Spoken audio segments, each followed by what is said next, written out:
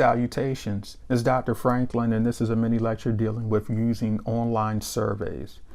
In this presentation, folks, I'll be talking about the difference between email-based surveys and web-based surveys. Following that discussion, I'll segue into discussing sampling methods. When I discuss sampling methods, I'll talk about the probability sampling techniques used for open populations, and I'll talk about different types of techniques that can be used for closed populations. Finally, I'll wrap up this mini lecture by talking about design considerations that you should really think through if you want to increase the likelihood of your survey being completed by participants. Traditional paper and pencil surveys have long been a part of psychological research to primarily gather quantitative data about our thoughts, feelings, and behaviors on a widespread scale. Historically, tick box style responses have been used, but now open-ended questions are deployed and electronic equivalents of paper and pencil surveys are now utilized. Potential benefits of online surveys include possible reduced cost and time to design and administer these surveys.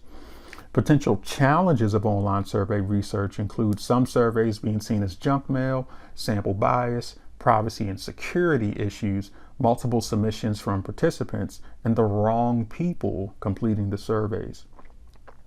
There are many research methods to consider when using online surveys. Two approaches that I will cover in this mini lecture involve email-based surveys and web-based surveys.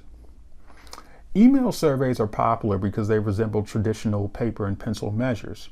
They're easily administered and the instructions are straightforward. The method is cost efficient, and the email survey allows the researcher to change the wording of a question if they want to do so. Some researchers may consider including a survey as an attachment, but the approach comes with a number of drawbacks.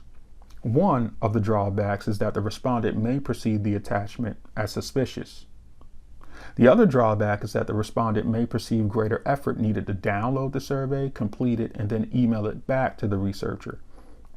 If the survey is embedded in the email, the respondent will simply need to reply back to the researcher or download the survey, print it off, and mail it to the researcher. Now, it should be noted that some work may be necessary to tabulate the email survey results, manually enter data, or insert the data into an email survey package on behalf of the researcher. Web-based surveys are the most popular form of online surveys, and they have a series of point-and-click options that make response to items relatively easy. Web-based surveys allow data transfer and collation via an electronic medium, and this may benefit the researcher for a range of reasons, including convenience and data security. Decisions made with regard to sample selection are inextricably linked to aims and objectives of a research study. For example, in an exploratory study, convenience samples may be appropriate, but in other studies, probability samples may be more appropriate. I'll now move to a discussion of sampling methods, starting with probability sampling. Probability sampling involves calculating and ensuring that the probability of each respondent being in your sample is constant across the board. It requires the random selection of respondents from a defined sampling frame, and this allows the researcher to draw conclusions about the population based on sampling statistics.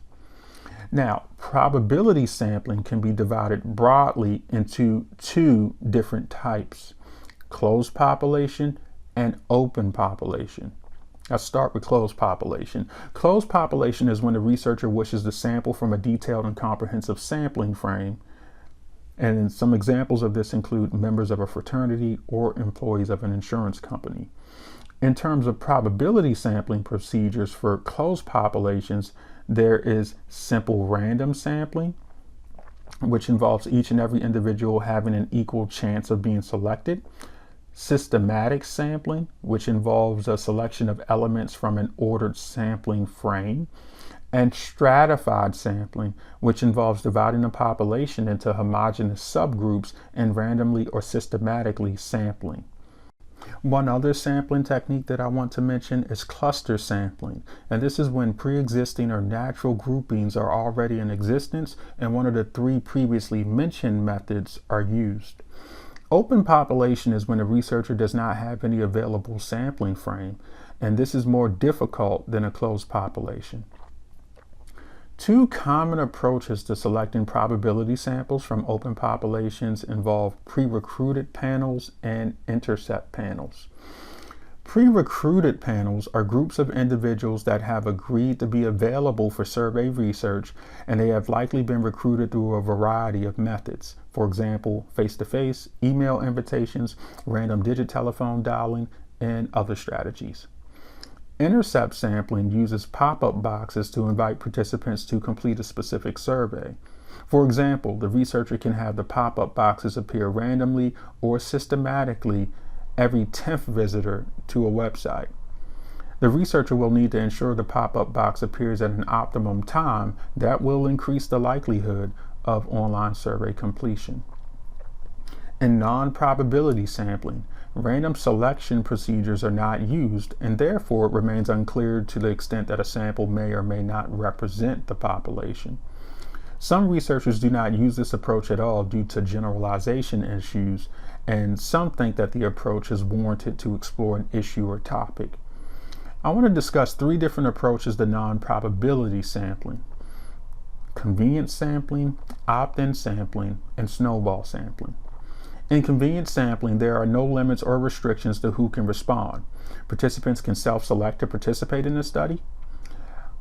Opt-in panels, however, are usually recruited through a range of approaches, including web-based advertising, and they agree to participate in future psychological research. Snowball sampling involves an individual participant being identified and invited to complete an online survey, and then after completing it, they are asked to refer others to complete the study. The latter technique may be extremely helpful in obtaining hard-to-reach populations. Now I want to transition and discuss sources of error in online surveys.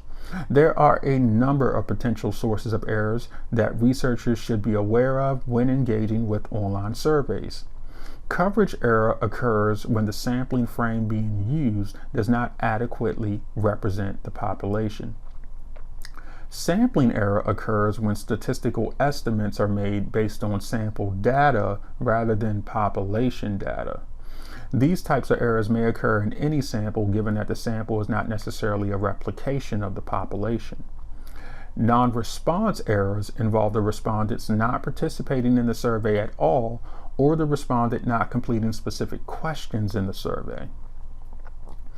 In contrast to traditional surveys, folks, online surveys have different possibilities when it comes to layout and presentation of the survey questions. Decisions made on design can have a significant impact on how a participant engages with the survey, and I want to discuss some of those key elements now. 1. A welcome page is very important to have because it can be a means through which to reiterate and reinforce the importance of the study, why the respondent was asked to participate, and explain ethical issues. Number 2. Access should be limited by way of a password to ensure a focused population is obtained. Number 3, the first question should be interesting to most respondents, easily answerable, and fully visible on the first page. Number 4, the structure and format of the survey should be helpful to respondents. Number 5, the color should maintain figure/ground consistency and readability. Number 6, visual appearance shouldn't be variable across participants. Number 7, instructions on how to take necessary computer action for responding to the survey should be available. Number 8, mandatory questions should not be the norm and specifically used only for socio-demographic information. And number 9, the inclusion of a progress bar could help participants stay motivated to complete the survey. One-page designs and multiple-page designs for online surveys both have advantages and disadvantages that a researcher should take into consideration. Overall, research holds that there is not one best design choice for all survey applications. Besides design, there are a number of things that may affect the response rates of participants. After all, online surveys have a lower response rate than other survey methods. Some of the things that may affect response rate include the host organization. For example, is the survey coming from an academic or government institution? If it is, it may fare better than commercial organizations. Other things that may factor into response rate include the survey topic. Is it sensitive? Is it personally relevant? And then finally, I'd be remiss if I didn't mention that survey length factors into completion. Surveys of 13 minutes or less tend to lead to greater survey completion. When delivering the online survey, there are 5 issues that have been identified that could impact the response rate of participants. One of those issues is the method of sampling. In particular, the fact that everyone may not have access to the internet, and everyone with internet access may not have an equal chance of participating.